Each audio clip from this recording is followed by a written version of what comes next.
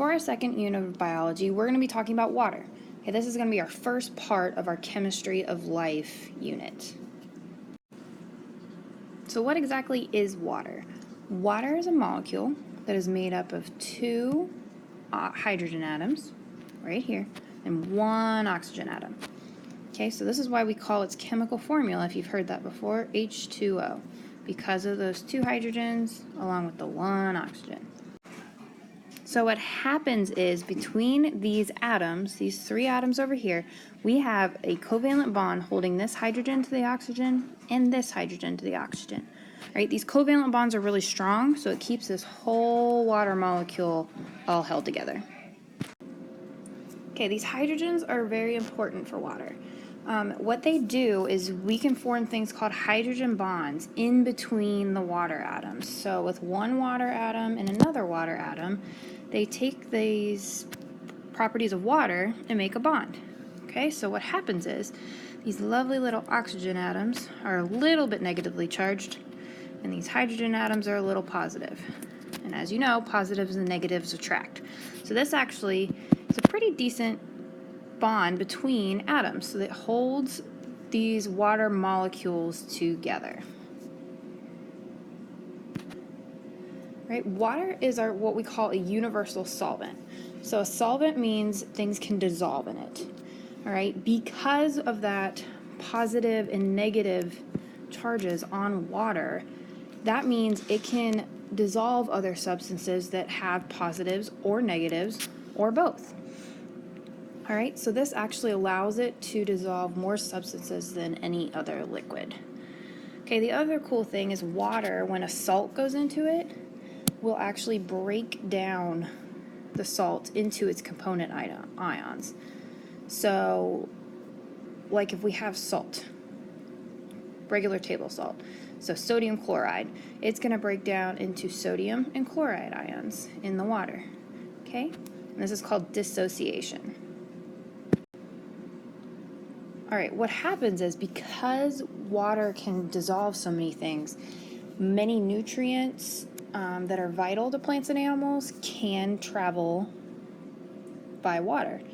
Okay, so rainfall, for example, as it falls through the air, it actually dissolves some gases, let alone solids. So it's going to get those gases when it's coming through the air and transfer it when it hits land, rivers, and lakes.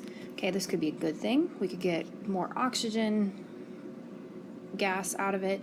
We could also have a bad thing, and it pulls the bad toxins in, and that's how we get acid rain. Okay, water is sticky. So if you've ever noticed, if you ever look at water in a lake or whatever, there's these things that are floating water bugs. All right, so these little guys are able to do this on water because of its hydrogen bonds. Okay, so over here, we have something called cohesion. Okay, because those hydrogen bonds are so strong when there's a lot of them, water molecules all at the surface like to stick together. Okay, so they stick together into a nice long sheet, and it causes something called surface tension. So that's what allows bugs to walk on water. All right? It's because that the water molecules are more attracted to each other than they are for molecules in the air or molecules of the bug's legs. All right, water molecules also can bond to other substances. This is called adhesion. So cohesion means it's sticking to itself. Adhesion, so like you adhere something to a wall, it sticks to something else. Right, this is how water is soaked up by paper towels, etc. So when you stick a piece of paper down in water, if you ever watch it, the water actually creeps up further than the surface of the water. So it goes up the paper towel a little bit. Okay, this is also what we call capillary action. Okay, so this property of adhesion allows water molecules to pull up into thin glass tubes so they can climb up a little bit. Right, this is how we get plants and trees can take water from the soil and bring it up into its roots and through the rest of the plant. Okay, so this is capillary action right here. So you can put a straw or anything else into water and it's going to climb up it a little bit. All right, water also has what's called a high specific heat. Okay, so what specific heat is the amount of energy required to raise 1 gram of a substance 1 degree Celsius. So how much energy do we have to put in for a gram of water to go up 1 degree? Right, so water actually has a really high specific heat, which means it likes to hold on to heat, and it's really hard to raise it a degree or lower it to a degree. So this is why our oceans stay at a very constant temperature, and we don't have them going from really cold to really hot. Okay, they stay pretty much constant throughout the year for the most part. All right, another cool thing about water. One thing is most solids for liquids will actually sink in their own liquid. Water, on the other hand, because of the way it's built in those hydrogen bonds, when water freezes, it actually gets less dense than the liquid it's in. So that allows it to float. Okay, so our lovely little floating.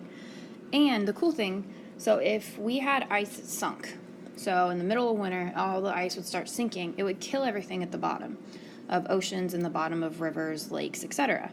So because ice floats, it stays up top and actually acts as an insulator for everything below. So everything that lives at the bottom can actually stay alive that whole time.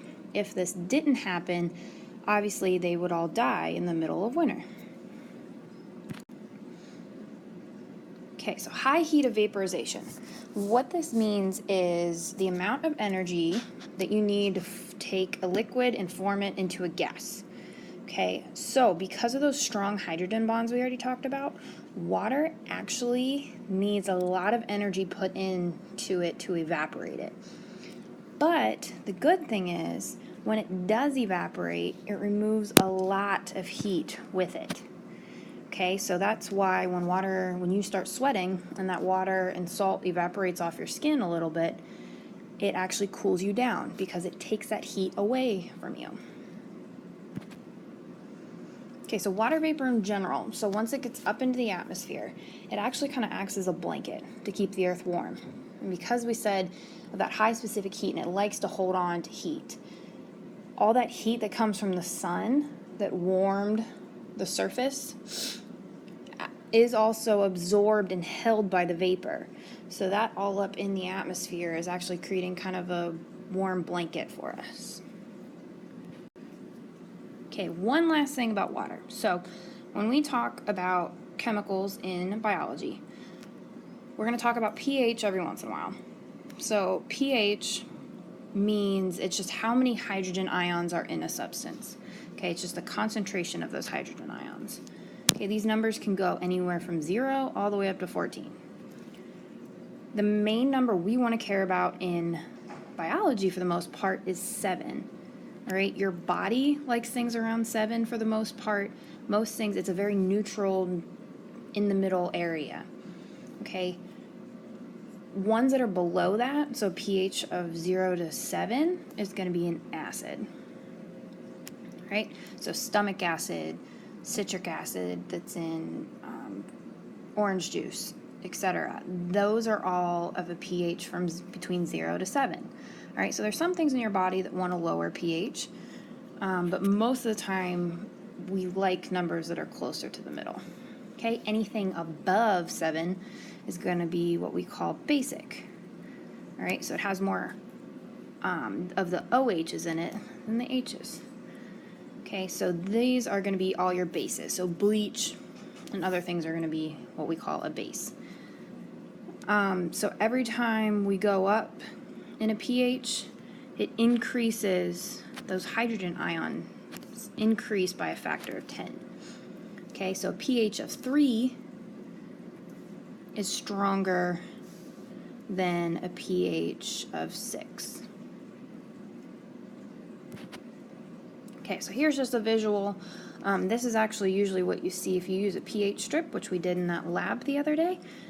Sometimes these are the numbers that they'll follow as far as colors. So all the way down here is gastric acid, so from a 1 to a 2.